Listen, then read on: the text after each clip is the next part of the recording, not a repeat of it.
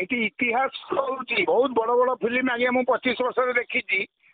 ମାନେ ଆକ୍ଟର ଆଇଛନ୍ତି ଆକ୍ଟିଂ ର କ୍ୱାଲିଟି ନାହିଁ ସିନେମା 3 କୋଟି ଟଙ୍କା ଭାସି ଯାଇଛି 2 କୋଟି ଟଙ୍କା ଫିଲ୍ମ ଭାସି ଯାଇଛି ଭାଇ ତେଣୁକରି ଆକ୍ଟିଂ ର ସ୍କିଲ୍ ଯଦି ନଥିବ ଭାଇ ବୁଝିପାରିଲେ କି ଆପଣ କହୁଛନ୍ତି ଅନୁଭବ ମହାନ୍ତି ଆଉ କି ଅରିନ୍ଦମ ରାୟ ଆଙ୍କର ଆକ୍ଟିଂ ର କିଛି ପାୱାର ନାହିଁ ଆକ୍ଟିଂ ର ପାୱାର ଅଛି ଆକ୍ଟିଂ ର ପାୱାର 3 ଜଣଙ୍କର ଅଛି ବୋଲି ସେ ଷ୍ଟାର ହେଇଛନ୍ତି ଓଡିଶାରେ ସିଦ୍ଧାର୍ଥ ମହାପାତ୍ର ବି ତାହେଲେ ଟୁଟୁ ନାୟକଙ୍କର ଇଏ ମନ୍ତବ୍ୟ ଟୁଟୁ ନାୟକ କେବଳ ଟୁଟୁ ନାୟକଙ୍କୁ ମୁଁ ଏତିକି ଅନୁରୋଧ କରିବି କାରଣ ସିଏ ବହୁତ ଲୋକଙ୍କୁ ବି ରାତି ଅଧରେ ସାହାଯ୍ୟ କରିଛନ୍ତି ଭାଇ ହେଲା ସେ ସବୁ ମାମଲା ବଢିଆ ତ କେବଳ ପାର୍ଟି ଚୁପ୍ ରଖନ୍ତୁ ପାର୍ଟି ଚୁପ୍ ରଖନ୍ତୁ ଟୁଟୁ ନାୟକ ଭାଇ ଦୂରବାର୍ତ୍ତା ନ୍ୟୁଜ ର ରିପୋର୍ଟର କହୁଛି ଜ୍ୟୋତି ପଟ୍ଟନାୟକ ହଁ ପରା ତମର ଲେଖା ହେଇଛି ଭାଇ ମିଡିଆ ଭାଇ ଭାଇ ଏବେ ଗୋଟେ ଚର୍ଚ୍ଚା ଆଲୋଚନା ହଉଛି ଯେ ଯୋଉ ଆଇ ଲଭ୍ ୟୁ 2 କୁ ନେଇକି ଯୋଉ ସିନେମାର ଚର୍ଚ୍ଚା ହଉଛି ସେ cinema actually I love you ଆଉ ଆଇ ଲଭ୍ ୟୁ 2 ଭିତରେ ଏଇଆ ସାମଞ୍ଜସ୍ୟ ଅଛି ସେଥିରେ ଅନୁଭବ ମହାନ୍ତି ଥିଲେ ଏବେ ନୂଆ କଳାକାର ଅଛନ୍ତି ଯୋଉଟା ଟୁଟୁ ନାୟକ କହୁଛନ୍ତି ପ୍ରଡ୍ୟୁସର ଯେ ମୁଁ ସୁପରଷ୍ଟାର ମାନଙ୍କୁ ତିଆରି କରିଛି ଆଉ ସୁପରଷ୍ଟାର ମୋ ପାଇଁ ହିଁ ସୁପରଷ୍ଟାର ଆଜି ହେଇଛନ୍ତି ୟାର କଣ ସତ୍ୟତା ଅଛି ଆପଣ ଭାବୁଛନ୍ତି ନାଇଁ ସତ୍ୟତା ଟା ବଡ କଥା ନୁହଁ ବଡ କଥା ହଉଛି କଣ କହିଲେ ଭାଇ ବଡ କଥା ହଉଛି ଆମେ ଅବିକା ଏ ଅବସ୍ଥାକୁ ଆସିଲେଣି ଆମେ ସିନେମା ଭଲ ବନେଇଲେଣି ବୁଝିପାରିଲେ କି କିନ୍ତୁ ଆପୋଷ ଉପରେ ଯୋଉ ଆମେ ଛିଟା ଛିଟି ହଉଛେ ଯୋଉ ଗୋବର ସେଇଥିପାଇଁ ଲୋକମାନେ ଆମକୁ ଆଉ ହାଲକାରେ ନେଲେଣି କାହାକୁ ଓଡିଆ ଇଣ୍ଡଷ୍ଟ୍ରି କି ମୁଁ ସେଇ ପିକ୍ଚର ଉପରେ ମୁଁ ଫିଲ୍ମ ଦେଖିବାକୁ ଯାଇଥିଲି ଟୁଟୁ ନାୟକ ମତେ ଡାକିଥିଲେ ସିନେମାଟି ଏତେ ସୁପର ବଢିଆ ହେଇଛି 20 ବର୍ଷ ତଳର ଆଇ ଲଭ୍ ୟୁ ର ସଙ୍ଗ ଏବେ ଆପଣଙ୍କୁ ହ୍ୟାଙ୍ଗ ଓଭର କରିଦବ ଗୀତଟା ବୁଝିପାରିଲେ କି ସିନେମା ଖରାପ ହେଇନି କଥା ଖରାପ ହେଇଛି ଏଇଆ ଯୋଉ କଥାଟି ଆମେ କହୁଛେ ସେ କଥାଟି କେତେ ଦୂର ଲୋକ ଗ୍ରହଣ କରୁଛନ୍ତି ମୋର ଆକ୍ଚୁଆଲି ମୁଁ ରଖିବା ପାଇଁ ଚାହିଁବି ମୋର ପ୍ରଶ୍ନ ଏହା ଥିଲା ଯେ ଓଡିଆ ଚଳଚ୍ଚିତ୍ର ଜଗତରେ ଯୋଉ ସୁପରଷ୍ଟାର ମାନେ ଅଛନ୍ତି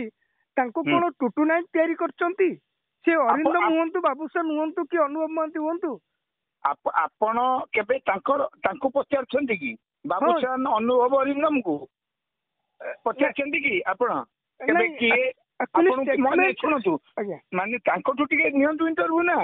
ଶୁଣନ୍ତୁ ମତେ ସୁଧାଂଶୁ ମନ ସାହୁ ତିଆରି କରିଛି ମୁଁ ସହର ଜଳୁଚିରେ ବୁଝିପାରିଲେ କି ତ ମୁଁ ସବୁବେଳେ କହି ବୁଲୁଛି ମତେ ସୁଧାଂଶୁ ମନ ସାହୁ ତିଆରି କରିଛି ତେଣୁକରି ଅବିକା ବାହାର ଲୋକ ଯିଏ କହିବେ ମୁଁ 103ଟା ସିନେମା କରିଛି ଛୋଟିଆ ଛୋଟିଆ ରୋଲ ବୁଝିପାରିଲେ କି ତେଣୁକରି ମୋ କହିବା କଥା ଆପଣ ଏ ପ୍ରଶ୍ନର ଉତ୍ତରଟା ଭଲ ଦେଇପାରିବେ କିଏ କହିଲେ ଅନୁଭବ ଅରିନ୍ଦମ ବାବୁସାନ କିନ୍ତୁ ମତେ ଯେହେତୁ 25 ବର୍ଷ ହେଲା ଅଛି ଆପଣ ପଚାରୁଛନ୍ତି ମିଡିଆ ମୁଁ ଏତିକି କହିବି କେହି ଏଠି କାହାକୁ ତିଆରି କରନ୍ତି ନାହିଁ ଏଠି ଯେତେବେଳେ ଚାନ୍ସ ମିଳେ ଯଦି ଟ୍ୟାଲେଣ୍ଟ ଅଛି ଜଣେ ତିଷ୍ଠିକି ରୁହେ ନହେଲେ ଦ୍ୱିତୀୟ ସିନେମାରେ ସେ ହିରୋରୁ ଜିରୋ ହେଇଯାଏ ଆଉ ଗୋଟେ ମିଥୁନ ଭାଇ ଆପଣଙ୍କ ପାଖରୁ ଆଉ ଗୋଟେ ପ୍ରଶ୍ନର ଉତ୍ତର ମୁଁ ଚାହିଁବି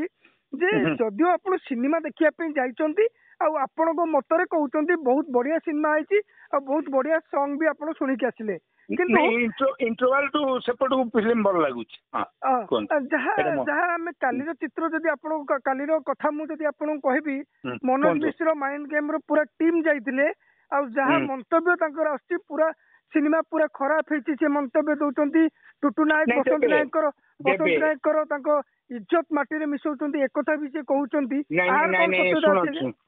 ଆର ସତ୍ୟତା ମୋ ମତରେ ଏଇଆ ଯେ ଯେତେବେଳେ କଣ୍ଟ୍ରୋଭର୍ସି ହବ ମାନେ ମୋର ତାଙ୍କର ମାନେ ଝଗଡା ହବ ଟୁଟୁ ନାୟକ ବି ତାଙ୍କ ଫିଲ୍ମ ଦେଖି କହିଥିଲେ ନା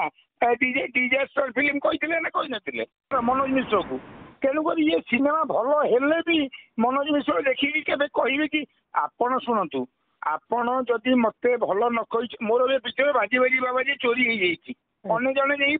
ସେନ୍ସର କରିଦେଇଛି ମୋ କଥା ବୁଝିପାରିଲେ କି ତାପାଇଁ ମୁଁ ଅବିକା ବସିବି କୋଉଠି ନା ଆମର ସେନ୍ସର ବୋର୍ଡ ତଳେ ମୁଁ ଅନଶନ ବସିବି ଆଉ 2-4 ଦିନ ପରେ ତେଣୁକରି ମୋ କହିବା କଥା ଏତିକି ଯେ ଏଇ ଯୋଉ କଥା ଆପଣ ଟୁ ଦ ପଏଣ୍ଟ କହୁଛନ୍ତି ତା ଦେହରେ ମୁଁ ଏତିକି ଯିବି ଯେ ବର୍ତ୍ତମାନ ଆମେ ଭଲ ଫିଲ୍ମ ମଝିରେ ହଉନଥିଲା ଏବେ ଭଲ ଫିଲ୍ମ ହେଲା ଏଠି ଆମର ପାୱାର ଫିଲ୍ମ ବି ପଇସା ଦେଲା ଆଉ ଏଠି ଟୁଟୁ ନାୟକ କଥା ଯୋଉ କଥା କହୁଛ ଅବିକା ଟୁଟୁ ନାୟକ ପାଇଁ କହିବା ପାଇଁ ମାନେ ଗୁଡାଏ ତା ବିରୁଦ୍ଧରେ ଲୋକ ବି ରେଡି ଅଛନ୍ତି ଟୁଟୁ ନାୟକ ବି ସିଏ କାହା ପୁଅ କହିଲେ ପବନ ନାୟକ ପୁଅ ମୁଭି ମୋଗଲ ପୁଅ ସିଏ ମିଠୁ ମିଥୁନ ଯଦି ମୁଁ ହାଉ ହାଉ ହଉଛି ମିଡିଆରେ ସୋସିଆଲ ମିଡିଆରେ 25 ଲକ୍ଷ ଲୋକ ଦେଖୁଛନ୍ତି ଚଳିବ କିନ୍ତୁ ଟୁଟୁ ନାୟକ ହାଉ ହାଉ ହବା କିଛି ଦରକାର ନାହିଁ। ମୁଁ ବାଇଟରେ ବି କହିକି ଆଇଲି ସେଦିନ ବୋଲି ଟୁଟୁ ଭାଇ ଆପଣ ଖାଲି ପାଟି ଚୁପ ରଖନ୍ତୁ। ନା ନା ଆକ୍ଚୁଆଲି ଯୋଉ ବିବାଦ ଭିତରକୁ ଜଣେ ପ୍ରଯୋଜକ ଯିବା ଏଇଟା ସାଧାରଣତଃ ଓଡିଆ ଚଳଚ୍ଚିତ୍ର ଜଗତକୁ କିଛି ଖରାପ କରୁଛି ବୋଲି ଭାବୁଛନ୍ତି କି? କେବଳ ଖରାପ କରୁଛି କାହିଁ କହିଲେ ଆମକୁ ଲୋକ ଆମେ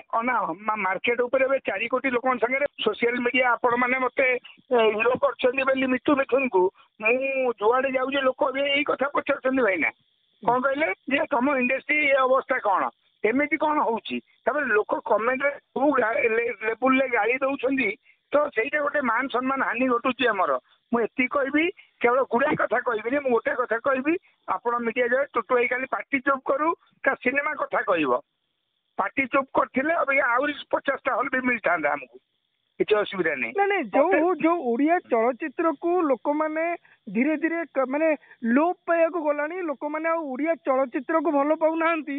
ଜଣେ ପ୍ରଯୋଜକ ଚାହୁଁନାହାନ୍ତି ମୁଁ ମୌଳିକ ସିନେମା ଆଣିବି କି ଗୋଟେ ଭଲ ସିନେମାଟେ ଓଡିଶାରେ ତିଆରି କରିବି ସେଇଟା ନ କରିକି ଯଦି ବିବାଦକୁ ଯାଇକି ଜଣକୁ ଖରାପ କରିବା କି ଅନ୍ୟ ଜଣକୁ ଆକ୍ଷେପ କରିବା ତାଙ୍କ ଏଇଟା ଗୋଟେ କଣ ମାନେ ଚଳଚ୍ଚିତ୍ରକୁ ଚଲେଇବା ପାଇଁ ଏଇଟା ଗୋଟେ ପ୍ଲାନ୍ ବୋଲି ଆମେ କହିପାରିବା କି?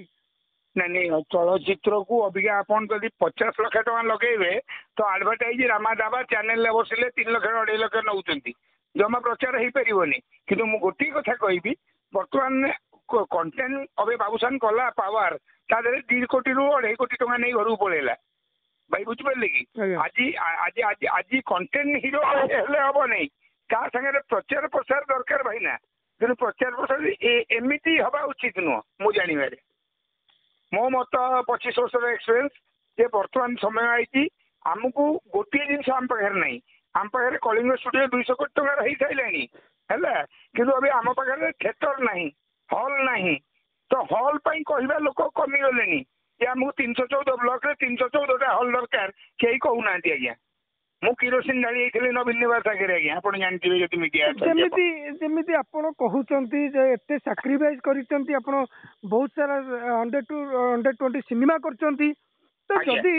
ଯଦି ଗୋଟେ ସିନେମା ଇଣ୍ଡଷ୍ଟ୍ରିରେ ଏ ସବୁ ଜିନିଷ ହଉଛି ତାହେଲେ ଆମେ ଦାୟୀ କାହାକୁ କରିବା ବୋଲି ଆପଣ ଭାବୁଛନ୍ତି? ଏଇ ଯୋଉ ବିବାଦ ହଉଥିଲା ଆ ଭିତରେ କିଏ ମୁଖ୍ୟ ଦୋଷୀ ରହିବ କିଏ ଓଡିଆ ଚଳଚ୍ଚିତ୍ରକୁ ଖରାପ କରୁଛି ବୋଲି ଭାବୁଛନ୍ତି ଆପଣଙ୍କ ମତରେ? ଆପଣ ନାଇଁ ସେମିତି ମତ ନାହିଁ ହୁକେ ହଉ ଯୋଉ ପଞ୍ଜାଟା ହଉଛନ୍ତି ଗୋଟାଏ ବିଲୁଆ ବୋବେଇଲା ବେଳକୁ ଅନ୍ୟମାନେ ବୋବଉଛନ୍ତି ଏ ଝଗଡାଟା ଆର ବର୍ଷଠୁ ଆରମ୍ଭ ହେଇକି ଚାଲିଛି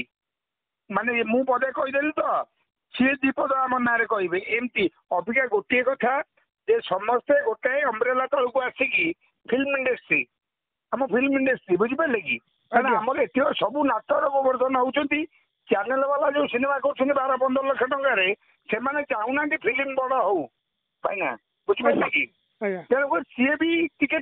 ତେଜି ଦଉଛନ୍ତି ଆମକୁ ତେଜି ଦେଲା ବେଳକୁ ଆମେ ତ ଲରେନ୍ସ ବେଶ ନହିଁ ଆମେ ଫାଇରିଂ କଲୁ ଆଉ କଣ ଅଛି ଭାଇ ବୁଝିପାରିଲେ ମୋ ମତ ତ ମୋ କହିବା କଥା ଆପଣ ଦୃଢ ପଦକ୍ଷେପ ନେଇ ସମସ୍ତେ ଗୋଟେ ଅମ୍ବ୍ରେଲା ତଳକୁ ଆସିକି ଆମେ ଯଦି କିଛି ଆମର ଗାଇଡ ଲାଇନ କରନ୍ତେ 5-6ଟା ଯେ ଏଇ କଥା କରିପାରିବେ ନାହିଁ ଏଇ କଥା ଆପଣ ଜାଣିନାହାନ୍ତି ଗୋଟେ ସିନେମାର ରିଲିଜର ଗୋଟେ ମାସ ଯେ ଆପଣ ଯଦି ରିଭ୍ୟୁ କିଏ ଦେଲା ଭଲ ହେଇଛି ମନ୍ଦ ହେଇଛି ସେ ଆରେଷ୍ଟ ହେଇଯିବ ଜାଣିଛନ୍ତି ତ ଆଇନ ହେଇଛି ଏବେ ଆଇନ ହେଇଛି ମାସେ ଭିତରେ କୌଣସି ଲୋକ ସିନେମା ବିଷୟରେ କିଛି ରିଭ୍ୟୁ କରିପାରିବ ନାହିଁ 1 month କାହିଁକି କହିଲେ ଏଇଥିପାଇଁ ଯେ ସିନେମାଟା ଯିଏ କରିଛି ସିଏ ଜାଣିଛି ନା କେତେ ପଇସା ଖର୍ଚ୍ଚ ହେଇଛି। ତାହେଲେ କାଲି ନିଜେ ମୁହଁରେ କହିଛନ୍ତି ମନୋଜ ମିଶ୍ର ମୁଁ କାଲି ଯାଇକି ଆପଣଙ୍କ ରିଭ୍ୟୁ କରିବି ପୁଣି ଆସିକି ଆଜି ରିଭ୍ୟୁର ଦେଇଛନ୍ତି ମତାମତ ଯେ ମୋର ସିନେମାରେ ଆପଣଙ୍କର I love you two cinema ବହୁତ ଖରାପ ହେଇଛି ଯାହା ରିଭ୍ୟୁ ତାଙ୍କର ଯୋଉ 3 ଘଣ୍ଟାର ସମୟର ଯାହା ମତାମତ ସେ ଦେଇଛନ୍ତି। ଭାଇ ଏମିତି ଦେଲେ ଭଲ ନୁହଁ ମୁଁ ଜାଣିମାରି ମୋ ମତ ମୁଁ 25 ବର୍ଷ ହେଲା ଭାଇ ଫିଲ୍ମ ଇଣ୍ଡଷ୍ଟ୍ରିରେ ଜଡ଼ିତ ଅଛି ସହର ଜଳିଠୁ ଏବେ ଯାଏ ମୋର ଭିଲେନ ପିକ୍ଚର ଆଉଛି ଏବେ କେବେ କହିଲେ ଦଶହରାରେ ହେଲା ତେଣୁକରି ମୁଁ ଗୋଟାଏ କଥା କହିବି ଯେ ଏମିତି ଏଇଟା ବହୁତ ଆମ ପାଇଁ ଅଶୁଭ ସଂକେତ ଆମେ ସମସ୍ତଙ୍କୁ ହାତ ଯୋଡି ମୁଁ ମିଥୁନ ହିସାବରେ କହିବି ଯେ ନିଜ ଭିତରେ କଳି କରନ୍ତୁ ନାହିଁ। ମୋର ଭାଇ ଶେଷ ପ୍ରଶ୍ନ ଏ ରହିବ ଯେ ଆପଣ ଜଣେ ପ୍ରଯୋଜକକୁ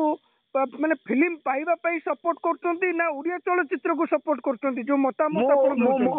ମୁଁ ଓଡିଆ ଚଳଚ୍ଚିତ୍ରକୁ ସପୋର୍ଟ କରୁଛି ଓଡିଆ ଚଳଚ୍ଚିତ୍ର ସପୋର୍ଟ ନ କରିଥିଲେ ମୁଁ ଯାଇ ଯାଇକି ସେଠି ଭୁଲ ପିକ୍ଚର କୁ ଯୋଉ ଆୱାର୍ଡ ଦଉଥିଲେ ନବୀନ ନିବାସ ଆଗରେ ଆରେଷ୍ଟ ହେଇନଥାନ୍ତି ବବି ଇସଲାମ ମିଟୁ ମିଟନ। ମୁଁ ଟୁଟୁ ନାୟକକୁ ସପୋର୍ଟ କରୁନାହିଁ, ମୁଁ ମନୋଜ ମିଶ୍ରକୁ ସପୋର୍ଟ କରୁନାହିଁ। ଯୋଉମାନେ ଗଣ୍ଡଗୋଳ କରୁଥିବା ଲୋକ ତାଙ୍କ ସାଙ୍ଗରେ ମୋର ସପୋର୍ଟିଂ ନାହିଁ, କିନ୍ତୁ ଯଦି ସିଙ୍ଗଲ ହେଇଛି ମୁଁ ଭୁଲ କାହିଁ କହିବି? ମତେ ଟୁଟୁ ନାୟକ ସେ ସିନେମାରେ ନେଇନି ଆଜ୍ଞା, ମତେ ଟୁଟୁ ନାୟକ ସେ ସିନେମାରେ କାଷ୍ଟିଂ କରିନି, ବୁଝିପାରିଲେ କି? ମୋର କୌଣସି ରିଲେସନ ଏମିତି ନାହିଁ, କିନ୍ତୁ ପର୍ସନାଲ ରିଲେସନ ଆମର ଭଲ। କଣ ଭଲ ନା ମତେ ଡାକିଲା ଫିଲ୍ମ ଦେଖିବାକୁ, ମୁଁ ଯାଇ ଗଲି ଦେଖିବାକୁ। ତେଣୁକରି ମୁଁ ଫିଲ୍ମ ଇଣ୍ଡଷ୍ଟ୍ରି ପାଇଁ ସିନେମା ହଉଛି ମୋ ମା। ମୁଁ ଏ କଥାଟାକୁ କେବେଠୁ କହିଛି, ଆପଣ ମୋ ବାଇରେ ଦେଖିଥିବେ ଆଜ୍ଞା। ଧନ୍ୟବାଦ।